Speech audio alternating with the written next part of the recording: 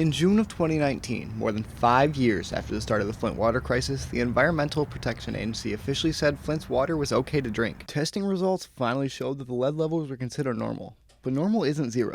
The cause of it all was the switch from Detroit water to the untreated water from the Flint River just to save money. But many people of Flint just don't trust that water is safe, and they may never trust it again. There are several reasons for that. I avoid using phrasing of it's safe to drink, right?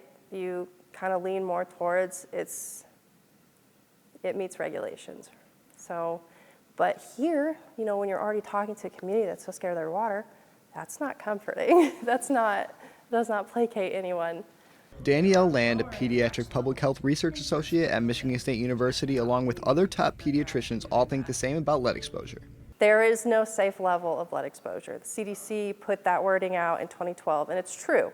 But the lead and copper rule says there can be certain amounts of lead in your water. The rule set by the EPA says the legal limit of lead in the water of homes is currently set at 15 parts per billion for action, but the EPA is proposing a change down to 10. There's the action level of 15 parts per billion, right? The maximum contaminant goal level, which is more health-based, is 0. The EPA says it's 0. Realistically, we cannot achieve 0. Hearing this, many people may wonder why their water isn't at 0 parts per billion. What most don't know is that before the 80s, lead was used in products like the paint on the walls to the lead-coated pipes. That is the reason we cannot achieve an absolute 0 level of lead. That action level, realistically, I think 4 or 5 parts per billion would be more of a health-based standard. Either way, we need to set a health-based water standard.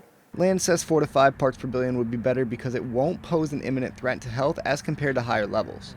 Levels in parts of Flint were so bad that they were considered toxic waste by EPA standards in 2016, testing over 20,000 parts per billion. Lead exposure from the crisis can cause high blood pressure and brain, kidney, and reproductive health issues in adults. But it's not just the confusing rules for lead that scare people away from the water. It's also that the government lied to the people of Flint about the water being safe. Families then had to test and find out for themselves, and the government tried to cover it up.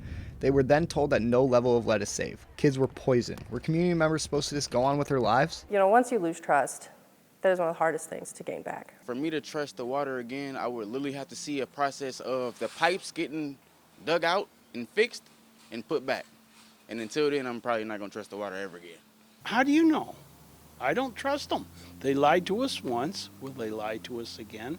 Another reason for the lack of trust towards the city is that the deadline of August 1st, 2023 for pipe replacement has come and gone, and the water pipes throughout the city of Flint have still not been finished being replaced. As of March 13th, 2024, the city of Flint has been held in contempt for not meeting a court order deadline of pipe replacement. The city is only responsible for replacing service lines on the street, not the lines in homes, and very few homeowners can afford to replace their pipes. The biggest question in them all: why does the health science not match the lead and copper rule? So many pediatricians say no lead is safe. The truth is, having no lead is nearly impossible. Paint on your walls and lead-coated pipes are the reasons we cannot achieve that complete 0 level of lead.